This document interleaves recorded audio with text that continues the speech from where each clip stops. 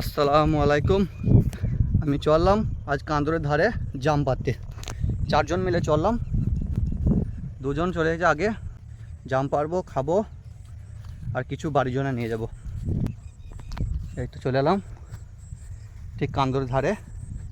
দেখো কুলের বাগান, এটা বিপজ্জনক জায়গা, দেখতে পাচ্ছ, বন জঙ্গল।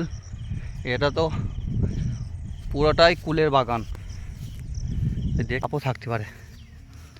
দেখি পাই নাকি জাম, গাছতলা জাম, জাম গাছ বড় বড়। গাছের গোড়া থেকে কাঁটা দিদি জেলায়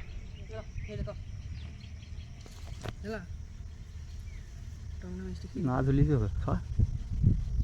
দেখতে জাম গাছটি অনেকই বড়। বর্ষার সময় কান্দরে পানি যখন খুব বেড়ে যায়, ধারের মাটিগুলি খেয়ে গাছগুলি পড়ে গেছে। দেখি জাম খেতে কেমন লাগে। গাছে দেখ দুজনে চেপে আছে, তাও দেখা যাচ্ছে না, মিলিয়ে যেটা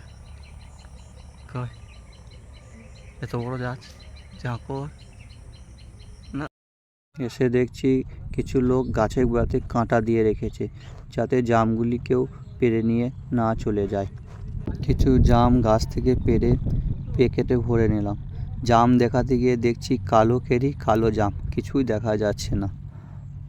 কিছু জাম কুড়ানোর পর দেখছি হাতে কষ লেগেছে জামের।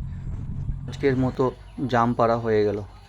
তাই গাছে যে চেপেছিল তাকে গাছ থেকে নেমে পড়তে বললাম। সে গাছ থেকে নামছে, বাড়ি চলে যাব। আসসালামু আলাইকুম রহমতুল্লাহি ওয়া বারাকাতুহু।